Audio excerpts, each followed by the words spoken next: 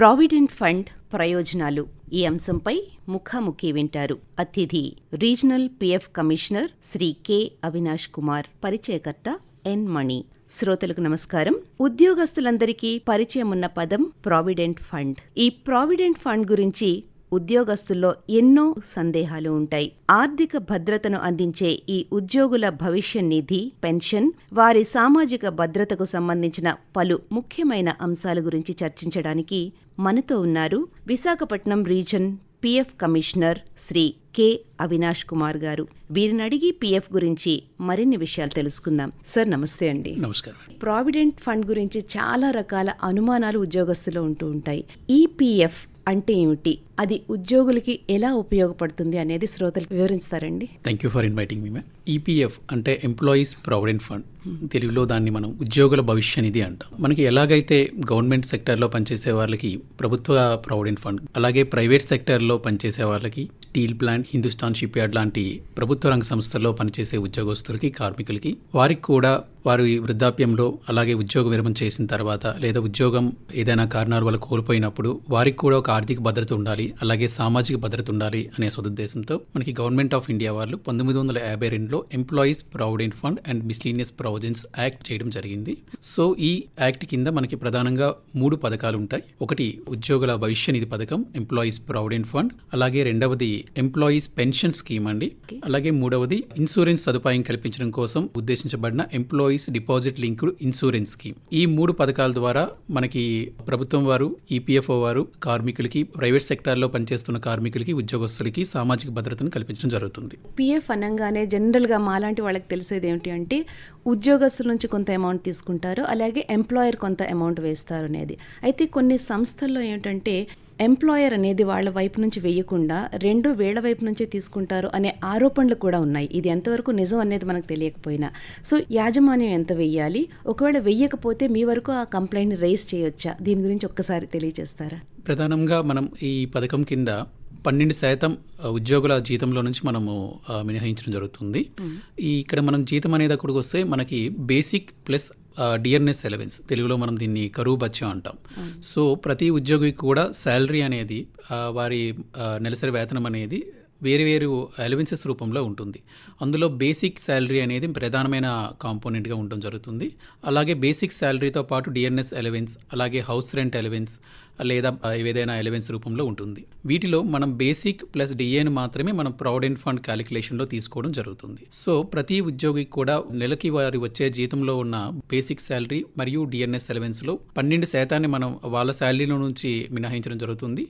దీనికి అదనంగా ఇంకొక 12% అనేది ఆ సంస్థ వాళ్ళు, ఆ యాజమాన్యం వాళ్ళు కాంట్రిబ్యూట్ చేయడం జరుగుతుంది. ఈ 24% అనేది మనకి ఎంప్లాయీస్ ప్రావిడెంట్ ఫండ్కి వెళ్ళడం జరుగుతుంది. అయితే ఇక్కడ మనం గమనించాల్సింది ఏంటంటే ఈ రోజుల్లో చాలా కంపెనీలు అపాయింట్మెంట్ లెటర్ ఇచ్చేటప్పుడు సిటీసీ అనే పదాన్ని పేర్కొనడం జరుగుతుంది. సో సిటీసీ అంటే కాస్ట్ టు ద కంపెనీ. అయితే ఇక్కడ మనం చూస్తే సిటీసీలో వాళ్ళు employer share of provident fund contribution కూడా ఇంక్లూడ్ చేయడం జరుగుతుంది. ఇది మనకి చట్టప్రకారంగా ఇది తప్పేమీ కాదండి. సో అది వారి అకౌంటింగ్ పర్పస్ కోసం వారు ఉద్దేశించబడింది. అలా కాకుండా మన శాలరీలో నుంచే వాళ్ళు డిడక్ట్ చేస్తున్నప్పుడు ఎంప్లాయర్ షేర్ 12% అని చెప్పుకున్నాం కదా, ఈ 12% కూడా వాళ్ళ శాలరీలో నుంచి డిడక్ట్ చేయడం అనేది చట్టరీత్యా నేరం. సో దీనికి గాను మనం వారు ఈపీఎఫ్ఓ ఆఫీస్లో కంప్లైంట్ ఇవ్వచ్చు. కంప్లైంట్ ఇచ్చిన తర్వాత మనం ఈపీఎఫ్ అండ్ ఎంపీ యాక్ట్ ఉంటుంది. గత సంవత్సరం మనకి కోడ్ ఆన్ సోషల్ సెక్యూరిటీ 2020 అనేది అమల్లోకి వచ్చింది. సో దాని ప్రకారం మనము తగిన చర్యలు తీసుకుంటాము. ఎంక్వైరీ అనేది జరుగుతుంది. ఈ ఎంక్వైరీ అనేది ఒక క్వాషీ జ్యుడిషియల్ ఎంక్వైరీ అంటాం. చట్ట ప్రకారం సంస్థ మీద కానీ యాజమాన్యం మీద కానీ తగిన చర్యలు తీసుకోవడం జరుగుతుంది. అలాగే మనం కాంట్రిబ్యూషన్ ఇంతకు ముందు చెప్పినట్టు మనకి 12% కాంట్రిబ్యూషన్ ఎంప్లాయర్ సంస్థ ఇచ్చే దాంట్లో 3.67% అనేది ప్రావిడెంట్ ఫండ్కి వెళ్ళడం జరుగుతుంది. మిగతా 8.33% అనేది పెన్షన్ ఫండ్కి వెళ్ళడం జరుగుతుంది. మొత్తంగా చూసుకుంటే ఉద్యోగి జీతంలో నుంచి 12%, అలాగే వారి సంస్థ లేదా యాజమాన్యం ఇచ్చే దాంట్లో నుంచి 3.67% ప్రావిడెంట్ ఫండ్లోకి వెళ్ళడం జరుగుతుంది. మిగతా 8.33% అనేది పెన్షన్ ఫండ్లోకి వెళ్ళడం జరుగుతుంది. ఈ రెండూ కాకుండా ఇంతకు ముందు చెప్పినట్టుగా ఉద్యోగస్తులందరికీ కూడా ఒక డిపాజిట్ లింక్డ్ ఇన్సూరెన్స్ స్కీమ్ అనేది ఉంటుంది. ఇది మనకి ఒక గ్రూప్ ఇన్సూరెన్స్ పథకం. ఈ పథకం కింద 0.5% శాలరీ అనేది సంస్థ వాళ్ళు చెల్లిస్తారు. కొత్తగా ఉద్యోగంలో చేరిన వాళ్ళు ఒక పిఎఫ్ ఖాతా గురించి తెలుసుకోవాల్సిన ముఖ్యమైన విషయాలు ఏమిటండి? మనకి ఎప్పుడైనా ఒక సంస్థలో జాయిన్ అయ్యేటప్పుడు ముందుగా మనం ఆ సంస్థలో ప్రావిడెంట్ ఫండ్ వ్యవహారాలు చూసేవాళ్ళు, ప్రధానంగా హెచ్ఆర్ మేనేజర్లు లేదా అకౌంట్స్ మేనేజర్కి మనం ముందుగా తెలియజేయాల్సింది ఏమిటంటే అంతకు ముందు మనం ఎక్కడైనా ప్రావిడెంట్ ఫండ్ కవర్ అయిన ఎస్టాబ్లిష్మెంట్లో పనిచేసామా లేదా అన్నది. ఒకవేళ మనం ఇంతకు ముందు ఈపీఎఫ్లో కవర్డ్ అయిన ఎస్టాబ్లిష్మెంట్లో పనిచేస్తుంటే అక్కడ మనకి గత సంస్థ వారు ఒక ప్రావిడెంట్ ఫండ్ నెంబర్ అనేది ఇచ్చుంటారు. అలాగే UAN number, universal account number ఉంటుంది. ఈ యూఏఎన్ నెంబర్ అనేది ఇచ్చుంటారు. ఈ నెంబర్ని మనం ఇప్పుడు ఎక్కడైతే మనము పనిలో జాయిన్ అయ్యామో అక్కడ జాయిన్ అయిన వాళ్ళకి అక్కడ ప్రావిడెంట్ ఫండ్ వ్యవహారాలు చూసే వారికి ఆ యూఏఎన్ నెంబర్ ఇవ్వాల్సి ఉంటుంది.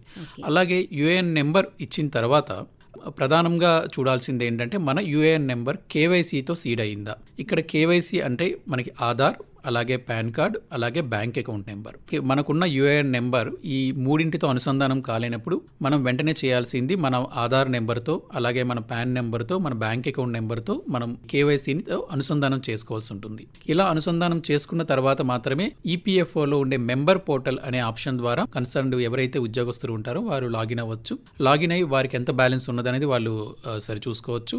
అలాగే భవిష్యత్తులో ఏదైనా ఫైనల్ క్లెయిమ్ కానీ లేదంటే పార్షియల్ విత్డ్రాల్ అంటాం, సర్వీస్లో ఉండేటప్పుడు మన అవసరాల కోసం కొంత అమౌంట్ మనం విత్డ్రా చేసుకోవచ్చు. వాటి కోసం మనం క్లెయిమ్ సబ్మిట్ చేసుకోవడానికి అనువుగా ఉంటుంది. అదేవిధంగా కొత్తగా జాయిన్ అయిన వాళ్ళు వారికి మనం ప్రధానంగా తెలుసుకోవాల్సిన విషయం ఏమిటంటే ఇంతకు ముందు యూఏఎన్ నెంబర్ అనేది మన సంస్థలు మనకి క్రియేట్ చేసి ఇచ్చేవి. గత సంవత్సరం నుంచి యూపీఎఫ్ఓలో వచ్చిన సంస్కరణలు ఏమిటంటే మనకి ఉమాంగ్ అనే ఒక యాప్ ఉంటుందండి. ఇది unified mobile application for governance అంటాం. ఇది మనకి సెంట్రల్ గవర్నమెంట్ లేదా స్టేట్ గవర్నమెంట్ ఇచ్చే అన్ని పథకాలకి ఒక సమగ్రపరిచిన ఒక మొబైల్ అప్లికేషన్. ఈ ఉమాంగ్ అప్లికేషన్ ద్వారా ఈపీఎఫ్ఓలో యూఏఎన్ నెంబర్ క్రియేట్ చేసుకునే సదుపాయం కూడా ఉంటుంది. దీనికోసం మనం స్మార్ట్ ఫోన్లో ఈ యాప్ని డౌన్లోడ్ చేసుకోవాల్సి ఉంటుంది. చేసుకున్న తర్వాత ఫేషియల్ అథెంటికేషన్ టెక్నాలజీ, ఎఫ్ఏటి అంటాం. ఈ ఎఫ్ఏటి టెక్నాలజీ ద్వారా మన యూఏఎన్ నెంబర్ మనమే క్రియేట్ చేసుకోవచ్చు. సో మనమే క్రియేట్ చేసుకుని ఈ యూఏఎన్ నెంబర్ని మనం అక్కడ ఈపీఎఫ్ఓ వ్యవహారాలు చూస్తే హెచ్ఆర్ మేనేజర్ కానీ అకౌంట్స్ మేనేజర్ కానీ ఇవ్వాల్సి ఉంటుంది. ఆ తర్వాత అదే యూఏఎన్ నెంబర్కి ఇంతకు ముందు చెప్పినట్టు మనం Aadhaar card, pan card, bank account మనం అనుసంధానం చేయాల్సి ఉంటుంది. అలాగే ఈ నామినేషన్ దురదృష్టవశాత్తు ఏదైనా సంఘటన జరిగి ప్రావిడెంట్ ఫండ్ మెంబర్కి ఏదైనా జరిగినప్పుడు వారి కుటుంబ సభ్యులకి ఈ ప్రావిడెంట్ ఫండ్ అమౌంట్ అనేది వెళ్ళడం జరుగుతుంది. దీనికోసం అంతకుముందు మనం ఫిజికల్గా వారు నామినేషన్ పేపర్లు సబ్మిట్ చేసేవారు. ఇప్పుడు ఆ అవసరం లేదు. మెంబర్ పోర్టల్లో ఎలక్ట్రానిక్ నామినేషన్, ఈ నామినేషన్ ద్వారా వారు ఈ ప్రావిడెంట్ ఫండ్ అమౌంట్ ఎవరికి చెందాలని అనుకుంటున్నారో వారి పేరును సబ్మిట్ చేయొచ్చు. అలాగే ఎంత మొత్తం మనకి ఆ అమౌంట్ చెందాలనుకుంటున్నారో కూడా మనం రాయొచ్చు. ఉదాహరణకి ఒక ఉద్యోగస్తుకి ఒక భార్య, 2 పిల్లలు ఉన్నప్పుడు అతను ఒక 50% భార్యకి అలాగే చెరో 25% పిల్లలకి చెందేటట్టుగా అతను ముందుగా నిర్ణయించుకోవచ్చు. టెక్నాలజీ పెరిగిపోయిన నేపథ్యంలో ప్రతిదానికి ఆఫీసుల చుట్టూ తిరగాల్సిన అవసరం ఉండదు. సో ఈ నేపథ్యంలో ఈపీఎఫ్ఓ అందిస్తున్న ఆన్లైన్ సేవలు ఏమిటి? అవి ఉద్యోగులకి ఎంతవరకు ఉపయోగపడుతున్నాయండి?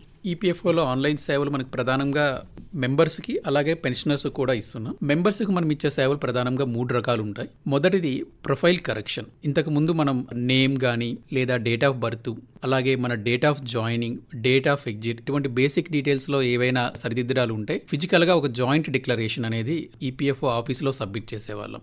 ఈ జాయింట్ డిక్లరేషన్ అనేది ఎంప్లాయీ అలాగే ఎంప్లాయర్ ఇద్దరూ సంతకం చేసి సబ్మిట్ చేసేవారు. ఫిజికల్గా సబ్మిట్ చేయడం వల్ల మనకి దీంట్లో జాప్యం జరగడం అనేది చాలా సాధారణంగా ఉండేది. అయితే ఇప్పుడు మనకు వచ్చిన సంస్కరణ ఏమిటంటే మనం ఈపీఎఫ్ఓ మెంబర్ పోర్టల్ ద్వారా ఆ మెంబర్ తన యూఏఎన్ నెంబరు అలాగే పాస్వర్డ్ వాడి లాగిన్ అయ్యి మెంబర్ పోర్టల్లోనే ఈ జాయింట్ డిక్లరేషన్ అనేది సబ్మిట్ చేసుకునే సదుపాయం ఉంటుంది. అలాగే డాక్యుమెంటరీ ఎవిడెన్స్, ఉదాహరణకు మన పేరుని మనం ఆధార్ పేరుతో సమానంగా ఉండేటట్టుగా మనం మార్చాలనుకుంటే ఆ ఆధార్ కార్డు మనం స్కాన్ చేసి అప్లోడ్ చేయొచ్చు.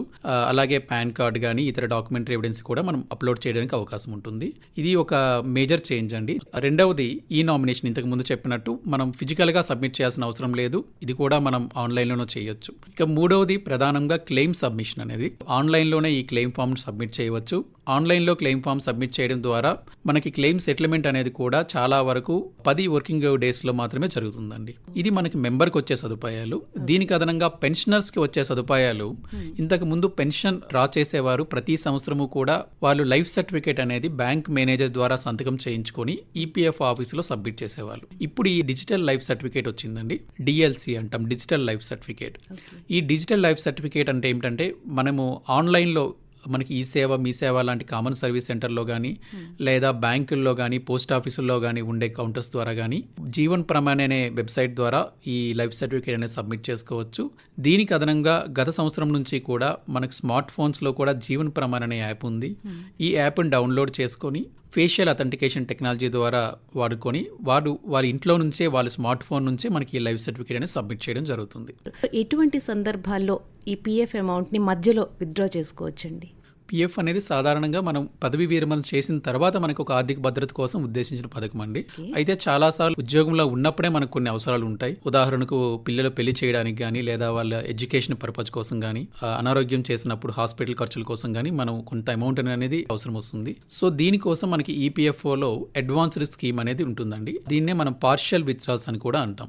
ఈ పార్షియల్ విత్డ్రాల్స్ అనేవి మనకు ప్రధానంగా 4 కారణాలతో మనకి ఇప్పుడు ఈపీఎఫ్ఓ వాళ్ళు అందిస్తున్నారు. ఒకటి ఇల్నెస్ అడ్వాన్స్, అంటే మనం ఏదైనా అనారోగ్యం గురైనప్పుడు ఈపీఎఫ్ఓలో నుంచి కొంత అమౌంట్ని విత్డ్రా చేసుకోవచ్చు. దీని గురించి కొత్త స్కీమ్ వచ్చింది. దీని ప్రకారం ఈ ఇల్నెస్ కోసం మనం ఎన్నిసార్లైనా అడ్వాన్స్ మనం తీసుకోవచ్చు. అయితే ఈపీఎఫ్ఓలో సభ్యత్వం తీసుకొని కనీసం 12 నెలలు గడిచి ఉండాలి. 12 నెలల తర్వాత మీరు ఇల్నెస్ కోసం మీ షేరులో, అంటే ఎంప్లాయీ షేరులో మనకి మెంబర్ షేర్ మొత్తాన్ని వాళ్ళు విత్డ్రా చేసుకోవచ్చు. అలాగే మనం ఏదైనా ఇల్లు కట్టుకునేటప్పుడు కానీ లేదా ఇల్లు కట్టుకోవడానికి మనం ఏదైనా స్థలం కొనుగోలు చేసినప్పుడు కానీ మనం అమౌంట్ని తీసుకోవచ్చు. దీంట్లో కూడా మనం మెంబర్ షేర్లో మొత్తం ఎంత అమౌంట్ ఉందో అంత అమౌంట్ని కూడా తీసుకోవచ్చు అండి. అయితే ఈ ఇంటి కొనుగోలు కోసం అడ్వాన్స్ అనేది మనం మొత్తం సర్వీస్లో కేవలం 5 సార్లు మాత్రమే పెట్టుకోవడానికి వీలవుతుంది. మూడవది, మనం పిల్లల చదువు కోసం కొంతమంది ఉద్యోగస్తులు ఉద్యోగంలో జాయిన్ అయిన తర్వాత వారి ఎడ్యుకేషన్ కొనసాగిస్తారు. అటువంటి వాటి కోసం కూడా కొంత అమౌంట్ని విత్డ్రా చేసుకోవచ్చు. ఇది మనం 10 సార్లు తీసుకోవచ్చు మొత్తం సర్వీస్లో. దీంట్లో కూడా మనం మొత్తం మెంబర్ షేర్ అనేది వస్తుంది. నాలుగవది, పిల్లలకు లేదా ఉద్యోగస్తుల వారి స్వయం వివాహం కోసం అండి. సో దీనికోసం కూడా వారు మొత్తం సర్వీస్లో ఒక 5 సార్లు వాళ్ళు విత్డ్రా చేసుకోవచ్చు. సో దీంట్లో కూడా మనకి మెంబర్ షేర్లో ఎంత అమౌంట్ ఉందో మొత్తం అమౌంట్ వస్తుంది. ఈ అడ్వాన్సెస్లో మొత్తం మనం తీసుకుంటే మనం ఉద్యోగం విరమణ చేసే టైంకి మనకి ప్రావిడెంట్ ఫండ్లో అమౌంట్ అనేది మిగతా వాళ్ళ జీవితాన్ని నడపడానికి సరిపడేంత అమౌంట్ ఉండట్లేదు.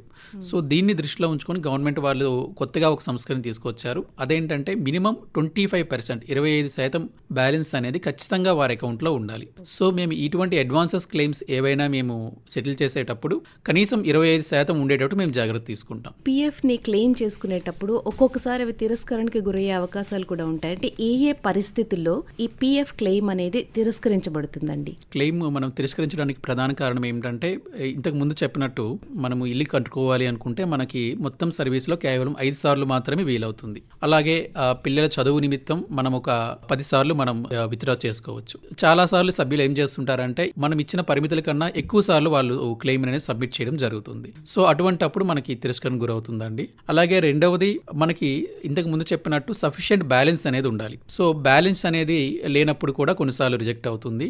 అండ్ మూడవది, వారి డేట్ ఆఫ్ జాయినింగ్లో కానీ లేదా వారి డేట్ ఆఫ్ ఎగ్జిట్లో కానీ కొన్నిసార్లు డిఫరెన్సెస్ ఉంటాయండి. సో ఇటువంటప్పుడు ముందు వారు క్లెయిమ్ సబ్మిట్ చేయడానికన్నా ముందు వారి డేట్ ఆఫ్ జాయినింగ్లో ఉన్న తప్పుల్ని కానీ డేట్ ఆఫ్ ఎగ్జిట్లో ఉన్న తప్పుల్ని కానీ వారి మెంబర్ పోర్టల్లో ఉండే జాయింట్ డిక్లరేషన్ అనే ఆప్షన్ ద్వారా సబ్మిట్ చేయాల్సి ఉంటుంది. అవి సరిచేసుకున్న తర్వాత మాత్రమే మనం క్లెయిమ్ని సబ్మిట్ చేయాల్సి ఉంటుంది. అలాగే ఎప్పుడైనా ఈపీఎఫ్ఓలో క్లెయిమ్ రిజెక్ట్ అయినప్పుడు ఎందుకు రిజెక్ట్ అయిందనే ఒక రీజన్ కూడా అక్కడ మనకు కనిపిస్తుంది. సో ఆ రీజన్ అనేది మనం మెంబర్ పోర్టల్లో మనం చూసుకోవచ్చు. సో రెండవసారి మనం క్లెయిమ్ సబ్మిట్ చేసేటప్పుడు ఈ రీజన్ అనుగుణంగా మనం సరైన చర్యలు తీసుకొని మనం సరిదిద్దుకొని అప్పుడు మాత్రమే మనం మళ్ళీ రెండవసారి క్లెయిమ్ అనేది సబ్మిట్ చేయాల్సి ఉంటుంది. ఓకే సార్, ఇప్పుడు పదవీ విరమణ తరువాత పిఎఫ్ కావచ్చు లేదా పెన్షన్ కావచ్చు, వీటి ప్రయోజనాలు ఎలా అందుతాయి? ఆ ప్రాసెస్ అనేది ఏమిటండి? ప్రావిడెంట్ ఫండ్ అనేది మనకి ప్రతి నెల మనం కొంత అమౌంట్ ఇంతకు ముందు మనం చెప్పుకున్నట్టు మన జీతంలో నుంచి అలాగే యాజమాన్యం ఇచ్చే కాంట్రిబ్యూషన్ నుంచి మన అకౌంట్లో క్రెడిట్ అవుతుంది. క్రెడిట్ అవుతున్న అమౌంట్ మొత్తం మనకి ప్రతి సంవత్సరము దీని మీద మనకి గవర్నమెంట్ ఆఫ్ ఇండియా వాళ్ళు ఒక వడ్డీ రేట్ అనేది నిర్ణయిస్తారు. ఇది 8.25% ఉంది. ఈ వడ్డీ రేట్ అనేది మనకి ప్రతి సంవత్సరము జమ అవుతూ ఉంటుంది. సో ఈ జమ అవుతున్న అమౌంట్ మనం ఎప్పుడైతే మనం రిటైర్మెంట్ అయిన తర్వాత మనం ఈ ప్రావిడెంట్ ఫండ్ అమౌంట్ అనేది మొత్తంగా మనం విత్డ్రా చేసుకోవచ్చండి. సో ఈ మొత్తంగా విత్డ్రా చేసుకోవడానికి మనం ఫామ్ 19 అంటాం. ఈ ఫామ్ 19 అనే క్లెయిమ్ని మన మెంబర్ పోర్టల్లో మనం లాగిన్ అయ్యి మనం సబ్మిట్ చేయొచ్చు. సో ఇది రిటైర్మెంట్ అయినప్పుడే కాకుండా కొన్ని సందర్భాల్లో ఒక ఉద్యోగం మానివేస్తాం. ముందు 55 సంవత్సరాల కన్నా ముందు వయసు వాళ్ళు కూడా ఉద్యోగం మానివేసిన తర్వాత ఈపీఎఫ్ఓ కవర్డ్ అయ్యే ఎస్టాబ్లిష్మెంట్లో ఏది పనిచేయకపోవచ్చు. అలాగే వారి ఉద్యోగాన్ని కొనసాగించే ఉద్దేశం లేకపోవచ్చు. అటువంటప్పుడు మనం కనీసం 2 నెలల మినిమం వెయిటింగ్ పీరియడ్ పీరియడ్ అంటాం. ఈ మినిమం వెయిటింగ్ పీరియడ్ కంప్లీట్ అయిన తర్వాత వాళ్ళు క్లెయిమ్ సబ్మిట్ చేసుకోవచ్చు. మనం ఒక వ్యక్తి పెన్షన్ డ్రా చేయాలంటే మినిమం ఈపీఎఫ్ఓ కవర్డ్ అయిన ఎస్టాబ్లిష్మెంట్లో కనీసం 10 సంవత్సరాలు సర్వీస్ చేసి ఉండాలి. అలాగే 58 సంవత్సరాల వయసు కంప్లీట్ అయిన తర్వాత పెన్షన్ క్లెయిమ్ అనేది సబ్మిట్ చేసుకోవచ్చు. ఈ పెన్షన్ క్లెయిమ్ని మనం ఫామ్ 10D అంటాం. ఈ ఫామ్ 10D అనేది కూడా మనం మెంబర్ పోర్టల్లో లాగిన్ అయ్యి మనం ఆన్లైన్లోనే సబ్మిట్ చేసుకోవచ్చు. అలాగే మనం ఏ బ్యాంక్ అకౌంట్ నుంచి మనం పెన్షన్ విత్డ్రా చేసుకోవాలనుకుంటున్నాం ఆ బ్యాంక్ అకౌంట్ నెంబర్ కూడా ఇవ్వాల్సి ఉంటుంది. ఇంతకు ముందు వరకు మనకి ఎలా ఉండేదంటే విశాఖపట్నం పరిధిలో ఎవరైనా పెన్షన్ క్లెయిమ్ సబ్మిట్ చేస్తే వాళ్ళు విశాఖపట్నం పరిధిలో ఉన్న బ్యాంక్ అకౌంట్ మాత్రమే ఇవ్వాల్సి ఉండేది. ఇప్పుడు మనం ఆల్ ఓవర్ ఇండియాలో ఎక్కడి బ్యాంక్ అకౌంట్ కానీ ఏ బ్రాంచ్ అయినా కానీ ఇవ్వచ్చు. సో ఈ ఫామ్ 10D అనేది కూడా మనం ఆన్లైన్లో సబ్మిట్ చేసిన తర్వాత మనకి ఈపీఎఫ్ఓ నుంచి ప్రతి నెల పెన్షన్ అనేది మీకు జారీ అవ్వడం జరుగుతుంది. ఒక సంవత్సరం గడిచిన తర్వాత మనం లైఫ్ సర్టిఫికేట్ అనేది డిజిటల్గా మనం సబ్మిట్ చేయొచ్చు. ఈ లైఫ్ సర్టిఫికేట్ అనేది మనం ప్రతి సంవత్సరం ఒకసారి సబ్మిట్ చేస్తూ ఉండాలి. ఎవరైనా పెన్షనర్ చనిపోతే వారి భార్య లేదా భర్తకి విడో ఆర్ విడోవర్ పెన్షన్ అంటాం, అది కూడా వస్తుంది. అండ్ వారితో పాటు వాళ్ళకి 25 సంవత్సరాల కన్నా తక్కువ వయసు ఉన్న పిల్లలు ఉంటే 2 పిల్లల వరకు కూడా పెన్షన్ అనేది వస్తుందండి. ఓకే. సో అలాగే పిఎఫ్ ఖాతాలో తప్పులు ఏమైనా ఉంటే వాటిని ఎలా సరి చేసుకోవచ్చు అంటారండి? ఆన్లైన్లోనే మీరు మెంబర్ పోర్టల్లో లాగిన్ అయిన తర్వాత బేసిక్ డీటెయిల్స్ మోడిఫికేషన్ అనే ఒక ఆప్షన్ మీకు కనిపిస్తుంది. ఈ ఆప్షన్ సెలెక్ట్ చేసుకొని ఎక్కడైతే ఏం మార్చుకోవాలనుకుంటున్నారో అనేది అక్కడ మనం ఫిల్ చేయాల్సి ఉంటుంది. అది మనం పూర్తి చేసిన తర్వాత ఈ జాయింట్ డిక్లరేషన్ అనేది ఎంప్లాయర్ పోర్టల్లో ఇది ల్యాండ్ అవుతుంది. వారు అప్రూవ్ చేయాల్సి ఉంటుంది. వారు కూడా అప్రూవ్ చేసిన తర్వాత ఇప్పుడు 90% ఆఫ్ ద మనకి చేంజెస్ ఏమైతే ఉన్నాయి ఎంప్లాయర్ లెవెల్లోనే అప్రూవ్ చేయడం జరుగుతుంది. అలా కాకుండా ఇంకేదైనా చాలా పెద్ద మార్పు ఏదైనా ఉందంటే అది మనకి ప్రావిడెంట్ ఫండ్ ఆఫీస్లోకి వస్తుందండి.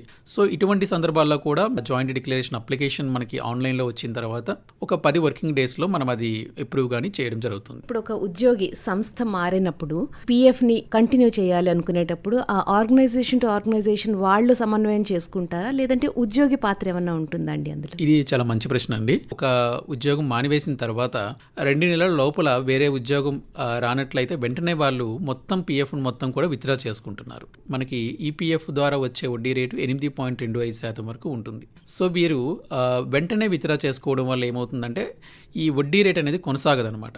సో అది ఒక నష్టపోతున్నారు. ఇది కాకుండా పెన్షన్ మనం విత్డ్రా చేసుకోవాలంటే మినిమం మనకి 10 సంవత్సరాల సర్వీస్ ఉండాలి. అలాగే ఎంత ఎక్కువ సర్వీస్ మనం పెన్షన్లో మనం ఉంటే అంత ఎక్కువ పెన్షన్ అనేది మనకు వస్తుంది. సో చాలా మంది మనకు తెలియక ఏం చేస్తున్నారంటే 2 నెలల్లో ఉద్యోగం రాకపోతే వెంటనే ఈ మొత్తం అమౌంట్ అనేది విత్డ్రా చేసుకుంటున్నారు. ఆ తర్వాత మళ్ళీ వేరే సంస్థలో జాయిన్ అయినప్పుడు మళ్ళీ కొత్తగా మళ్ళీ ఈపీఎఫ్ఓ మెంబర్షిప్ అనేది మొదలు పెడుతున్నారు. సో అలా కాకుండా మేము ఇచ్చే సలహా ఏమిటంటే ఎవరైతే ఉద్యోగంలో మానివేసిన తర్వాత ముందుగా వాళ్ళు చేయాల్సింది వాళ్ళ యాజమాన్యం సహకారంతో వారి డేట్ ఆఫ్ ఎగ్జిట్ ఏ రోజైతే వాళ్ళు అక్కడ ఉద్యోగం మానివేస్తారో దాన్ని అప్డేట్ చేయాల్సి ఉంటుంది. అది అప్డేట్ చేసుకున్న తర్వాత వాళ్ళు ఈ యూఏఎన్ నెంబర్ అనేది కొత్తగా ఎక్కడైతే ఉద్యోగంలో జాయిన్ అవుతారో ఆ యూఏఎన్ నెంబర్ అనేది అక్కడ హెచ్ఆర్ మేనేజర్కి ఇవ్వాల్సి ఉంటుందండి. అయితే ఇక్కడ మీరు అడిగినట్టు క్లెయిమ్ అనేది మనము యాజమాన్యం వాళ్ళే చేయక్కర్లేదు. మనం మన మెంబర్ పోర్టల్లో లాగిన్ అయ్యి ఫామ్ 13 క్లెయిమ్ అనేది ఉంటుంది, ట్రాన్స్ఫర్ క్లెయిమ్ అనేది. సో దాన్ని మనం ఆన్లైన్లోనే అప్లై చేసుకోవచ్చు. అది మనకి ఆటోమేటిక్గా అప్రూవ్ అవుతుంది. అప్రూవ్ అయిన తర్వాత మనకి ఈ పాత మనకి ప్రావిడెంట్ ఫండ్లో మనకున్న మొత్తం కూడా కొత్త అకౌంట్లోకి ట్రాన్స్ఫర్ అవుతుంది. ప్రభుత్వ రంగ సంస్థల్లో కొన్ని ఈపీఎఫ్ఓ ఎగ్జెంప్టెడ్ ఎస్టాబ్లిష్మెంట్స్ అనేవి ఉంటాయి. వారు ఈపీఎఫ్ఓ పరిధిలో ఉన్నా కూడా వారికి సొంత ప్రావిడెంట్ ఫండ్ ట్రస్ట్ అనేది ఉంటుంది. సో ఇటువంటి సందర్భాల్లో మనం ఒక ప్రైవేట్ సెక్టార్లో నుంచి ఇటువంటి పబ్లిక్ సెక్టార్లోకి మారేటప్పుడు మాత్రం మనం వారికి ఫిజికల్గా ట్రాన్స్ఫర్ క్లెయిమ్ అనేది సబ్మిట్ చేయాల్సి ఉంటుంది. పిఎఫ్ ఖాతాదారులు ఈ సైబర్ మోసాల విషయంలో ఎటువంటి జాగ్రత్త వహించాలండి? ఈపీఎఫ్ఓ ఆఫీస్ నుంచి కాల్ చేస్తున్నాం. మీ అకౌంట్లో ఒక 5 లక్షల బ్యాలెన్స్ ఉంది. ఈ బ్యాలెన్స్ ని మీరు ఉపసంహరించుకోవాలి అంటే వాట్సాప్ ద్వారా ఈ లింక్ ఫార్వర్డ్ చేస్తున్నాం. ఈ లింక్ మీద క్లిక్ చేసి కొంత అమౌంట్ మాకు పే చేయాల్సి ఉంటుంది అని చెప్తుంటారండి. ఈపీఎఫ్ఓ ఎప్పుడు కూడా ఇటువంటి కాల్స్ ఏ మెంబర్స్కి కానీ పెన్షనర్స్ కానీ కాల్ చేయదండి. సో మీరు ఇటువంటి మోసపూరితమైన కాల్స్కి రెస్పాండ్ కాకండి. అలాగే పెన్షనర్స్ కూడా చాలా వరకు ఇటువంటి కాల్స్ వస్తుంటుంది. ఏదైనా కారణాల వల్ల కానీ మనకి పెన్షన్ ఆగిపోతే మీరు దగ్గరలో ఉన్న పిఎఫ్ ఆఫీస్ని సంప్రదించవచ్చు. అలాగే మనం ఇంకా ఒకవేళ పిఎఫ్ ఆఫీస్కి వచ్చే పరిస్థితి లేదంటే ఈపీఎఫ్ ఐజీఎంఎస్ అని ఉంటుందండి, ఒక గ్రీవెన్స్ పోర్టల్ అనమాట. సో దాంట్లో ద్వారా కూడా మనం గ్రీవెన్స్ అనేది సబ్మిట్ చేయొచ్చు. సో మనం ప్రధానంగా గుర్తించాల్సింది ఈపీఎఫ్ఓ నుంచి ఎప్పుడు కూడా మనకి ఎటువంటి మెంబర్స్కి కూడా కాల్స్ రావండి. ఒకవేళ సర్వీస్లో ఉన్న ఉద్యోగస్తులు అయితే ఇటువంటి కాల్స్ ఏవైనా వస్తే మీ యాజమాన్యం దృష్టిలోకి తీసుకువెళ్ళండి. లేదా సర్వీస్లో లేని వాళ్ళైతే మీ దగ్గరలో ఉన్న పిఎఫ్ ఆఫీస్కి మీరు ఈ సమాచారాన్ని చేరవేయండి. లేదా మనము గవర్నమెంట్ మనకి సైబర్ సెల్స్ అని ఉంటుందండి, దాంతో అనే కూడా మనం కంప్లైంట్ అనేది రైజ్ చేయొచ్చు. ఓకే. పిఎఫ్ సేవలు ఇంకా సులభతరం చేయడానికి ఈపీఎఫ్ఓ సంస్థ ఎటువంటి చర్యలు చేపడుతుందండి? ఈపీఎఫ్ఓలో మనకి ప్రధానంగా ఎంప్లాయీస్ అండ్ ఎంప్లాయర్స్ ఉంటారండి. అంటే ఉద్యోగులు అలాగే యాజమాన్యం, వీరిద్దరూ కాంట్రిబ్యూషన్ చేస్తేనే మనకి ఎంప్లాయీస్ ప్రావిడెంట్ ఫండ్ అనేది కొనసాగుతుంది. సో దాంట్లో భాగంగా ముందుగా మనం యాజమాన్యంకి మనం ఇచ్చిన సంస్కరణలు ఏంటంటే, ఇంతకు ముందు మనం ప్రావిడెంట్ ఫండ్లో కవరేజ్ తీసుకోవడం అని చాలా లాంగ్ ప్రొసీజర్ ఉండేది. సో ఇప్పుడు మనకి ఎంసీఏ పోర్టల్ అనేది ఉంటుంది, మినిస్ట్రీ ఆఫ్ కార్పొరేట్ అఫైర్స్ అంటాం. సో ఈ పోర్టల్ ద్వారా మనం కొత్తగా ఒక సంస్థ మొదలుపెట్టినప్పుడు ఒక కామన్ రిజిస్ట్రేషన్ అనేది ఉంటుంది. ఈపీఎఫ్ఓ అలాగే ESIC, employee state insurance corporation, వీటన్నింటికీ కలిపి మనం ఒక కామన్ రిజిస్ట్రేషన్ అనేది తీసుకోవచ్చు. ఒకప్పుడు మనం ఫిజికల్గా ఈ అమౌంట్ అనేది మనం బ్యాంక్లో కట్టి దానికి సంబంధించిన రిటర్న్స్ అనేవి ఈపీఎఫ్ ఆఫీస్లో మనము సబ్మిట్ చేయడం జరిగేది. సో ఇప్పుడంతా కూడా ఇదంతా ఆన్లైన్లో జరుగుతుందండి. దీన్ని ఈసీఆర్ అంటాం, electronic challan come return. So ఈ ఈసీఆర్ పద్ధతి ద్వారా మనం ప్రతి నెల ఎవరైతే మన దగ్గర ఉద్యోగస్తులు ఉన్నారో వారికి ఎంత శాలరీ మనం ప్రొవైడ్ చేస్తున్నాం, ఎంత ప్రావిడెంట్ ఫండ్ కాంట్రిబ్యూట్ చేస్తున్నాం అన్న వివరాలను మనం ఆన్లైన్లోనే వాళ్ళు సబ్మిట్ చేస్తారు. అలాగే ఈ పేమెంట్ అంతా కూడా నెట్ బ్యాంకింగ్ ద్వారా జరుగుతుంది. డిఫాల్ట్ ఉన్న వాళ్ళకి, అలాగే ఎప్పుడైనా పేమెంట్ లేట్ చేసేటప్పుడు ఈపీఎఫ్ఓ వాళ్ళు పెనాల్టీస్ అనేది లెవే చేస్తారు. ఈ పెనాల్టీస్ సంబంధించిన ఎంక్వైరీస్ కూడా ఒకప్పుడు మనకి ఫిజికల్గా జరిగేవి, ఇప్పుడు అవన్నీ కూడా వర్చువల్గా జరుగుతున్నాయి. అలాగే ఈ పెనాల్టీస్కి లేదా ఈ ఎంక్వైరీస్ సంబంధించిన ఆర్డర్స్ అనేవి కూడా మనము ఈ ప్రొసీడింగ్స్ పోర్టల్ అనేది ఉంటుంది. ఈపీఎఫ్ఓలో సంబంధించిన ఎంక్వైరీ కోసం ఈ ప్రొసీడింగ్స్ పోర్టల్ ఆఫ్ ఈపీఎఫ్ఓ అని ఉంటుంది. దాంట్లో మనం ప్రతి హీరింగ్ తర్వాత డైలీ ఆర్డర్ షీట్ అనేది అప్లోడ్ చేయడం జరుగుతుంది. సో వీటి ద్వారా మరింత పారదర్శకత, మరింత సమర్థవంతంగా మనం ఎంప్లాయీస్కి సేవలు అందించడం జరుగుతుంది. ఎంప్లాయీస్కి వచ్చిన సంస్కరణలు ఇంతకు ముందు చెప్పినట్టుగా బేసిక్ డీటెయిల్స్ ఏవైనా ఉన్నా కూడా ఆన్లైన్లోనే సబ్మిట్ చేసుకోవచ్చు. ఫామ్ 19 లేదా ఫామ్ 31 ఇవన్నీ కూడా ఆన్లైన్లోనే సబ్మిట్ చేసుకోవచ్చు. పెన్షనర్స్ కూడా ఇంతకు ముందు చెప్పినట్టు లైఫ్ సర్టిఫికేట్ అనేది డిజిటల్గా చేసుకోవచ్చు. ఆల్ ఓవర్ ఇండియాలో ఎక్కడి నుంచి అయినా మన వాళ్ళు పెన్షన్ అనేది విత్డ్రా చేసుకోవచ్చు. ఓకే సార్, ఇప్పుడు ఉద్యోగ కల్పన కోసం ప్రభుత్వం ప్రతిష్టాత్మకంగా తీసుకొచ్చిన ఒక ప్రత్యేకమైన స్కీమ్ PMVBRY, ప్రధానమంత్రి వికసిత్ భారత్ రోజ్గార్ యోజన. దీనికి ఈపీఎఫ్ఓ సంస్థకి ఉన్న సంబంధం ఏమిటి? ఈ PMVBRY గురించి ఒకసారి శ్రోతలకు వివరిస్తారా? ప్రధానమంత్రి వికసిత్ భారత్ రోజ్గార్ యోజన మన దేశంలో 2047 కల్లా కొత్తగా ఉద్యోగ రంగంలోకి వచ్చే యువతి యువకులందరికీ కూడా సరైన ఉపాధి కల్పించాలనే సదుద్దేశంతో మన గవర్నమెంట్ ఆఫ్ ఇండియా వాళ్ళు ఈ స్కీమ్ ప్రవేశపెట్టారు.